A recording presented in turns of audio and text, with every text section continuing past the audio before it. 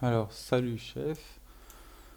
Pour continuer la semaine extraordinaire qu'on a eue la semaine passée, on va essayer de continuer à l'achat, on verra bien, parce que quand même, les news qui ont fait la hausse sont pas des news qui sont retombées vendredi, donc on va faire attention. Et on va refaire la même chose que d'habitude. Enfin, déjà, on va faire un petit point sur avant. La semaine prochaine, le vendredi, c'est en blanc ici sur le profil. Donc, on se disait au-dessus d'un 23, on essaye d'acheter. Jeudi c'est monté, on était au-dessus d'un 23 vendredi. Donc on se disait au-dessus d'un 24,50, on essaye d'acheter. On a fait un petit pic juste au-dessus d'un 24 qui nous a donné notre stop un petit peu et puis permis d'acheter et puis de faire une très belle journée vendredi.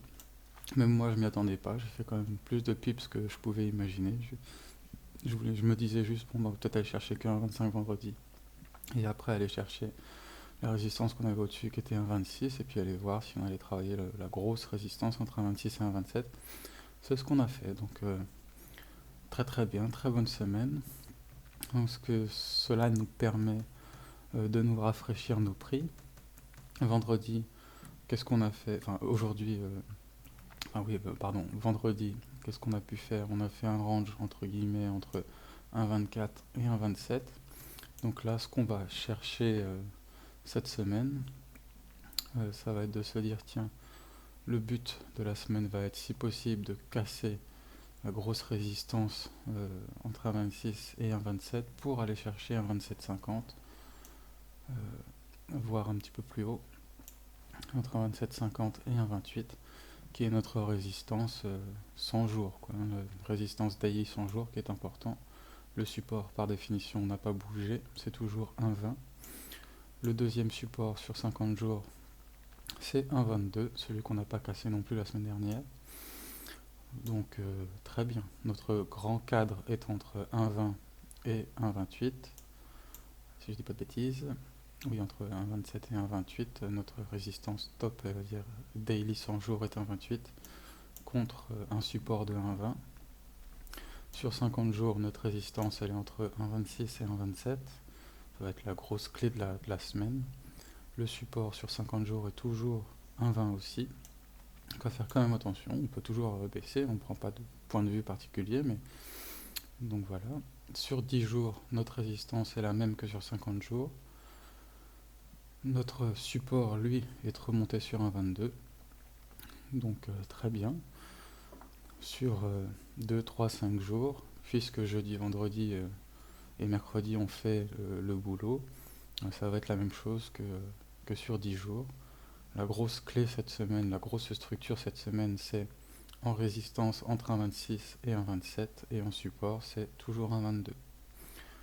Donc puisqu'on a eu une belle journée vendredi, on va pouvoir rafraîchir nos prix. Notre point pivot était 1,23, notre pivot psychologique.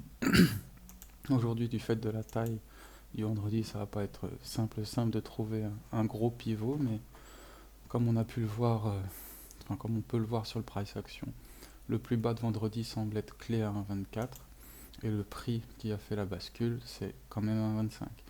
Donc on va se dire au-dessus d'un 25, on achète, on cherche à acheter des situations à l'achat, et, euh, et en dessous un 24, si on casse le plus bas du vendredi, on cherche à vendre. Donc pour l'instant, et puis une petite zone neutre, on fait attention, on regarde, on touche pas et on regarde ce qui se passe, ça va être entre un 24 et un 25. On essaye de ne pas toucher. Si ça descendait et ça remontait, ça serait très bien, parce que peut-être qu'on pourrait trouver un signal ici pour pouvoir acheter ici avec un stop en dessous un 24 encore une fois. Ou juste sous un 24 quoi.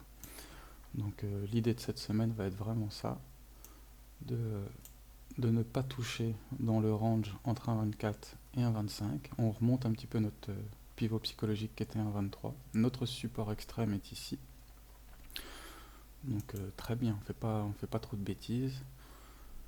On essaye de ne pas faire de bêtises, on essaye de ne pas vendre parce que ça a monté fort. Il n'y a aucune raison que l'on revienne à des prix stress alors que la news a rassuré. Donc très bien, pour l'instant ce qu'on se dit c'est on ne fait rien, on regarde s'il y a vraiment des gros signaux entre 1,25 et 1,24. On vend en dessous 1,24 et on essaye d'acheter au-dessus pour essayer de casser la résistance qui va être entre au plus bas 1,2650 et 1,27, 1,2750 quoi. Donc vraiment rien de bien complexe non plus. On va appliquer bêtement ça cette semaine. Ça va être pas simple, mais en tout cas psychiatriquement parlant, c'est vraiment pas complexe. On a eu une grosse poussée haussière. Ce qu'on essaye de voir, c'est un retracement pour acheter. Donc on peut prendre soit dès vendredi se dire tiens, on a eu 500 pips de plus ou moins 500 pips de hausse. Est-ce qu'on va retracer 250 pips? À faire attention, tu vois, retracer 250 pips, ça serait retourner dans nos zones, dans notre zone pivot psychologique. Donc on fait quand même attention. Mais retracer 150 pips comme on voit à peu près ce matin, c'est pas fou non plus quoi. On fait racheter à partir de 150 pips ou 200 pips, ça serait pas mal, ou 250. On regarde ce qui se passe pour voir si on peut pas racheter à 200 pips de retracement de la hausse pour aller faire une autre vague au-dessus quoi. Et puis bah voilà quoi. Enfin, y a rien de bien spécial à dire pour l'instant. C'est un lundi. Le marché n'a pas cassé cette nuit dans la session asiatique le plus haut ou le plus bas du vendredi. Donc pour l'instant, on se dit un petit peu que ça peut ranger, que ça peut être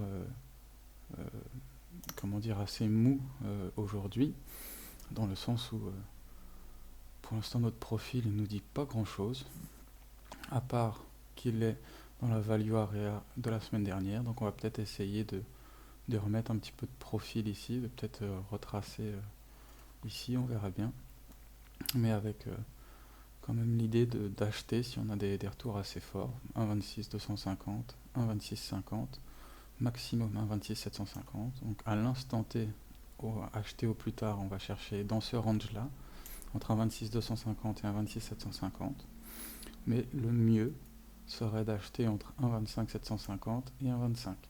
Ça serait vraiment le top pour avoir un bon prix, afin d'acheter à bon prix, afin de pouvoir jouer la hausse en sécurité.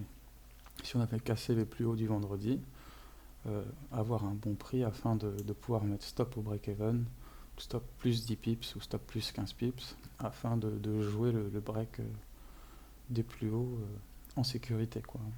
Donc au plus tard, si vraiment t'achètes pas du tout, il faudra tenter l'achat au-dessus d'un 27, au-dessus des plus hauts de la semaine dernière, mais c'est vrai que ça sera un peu tard. Et là, le marché nous permet d'acheter à bon prix. Donc il ne va pas falloir hésiter à acheter au mieux entre 1,25 et 1,25 750, au plus tard entre 1,26 250 et 1,26 650. Et puis bah forcément le scénario vente se fera que si on avait à recasser un 24, et là on pourrait essayer de vendre entre 1,24 et 1,23 afin d'aller chercher afin d'avoir un bon prix pour chercher à casser le support qui est un 22 quoi.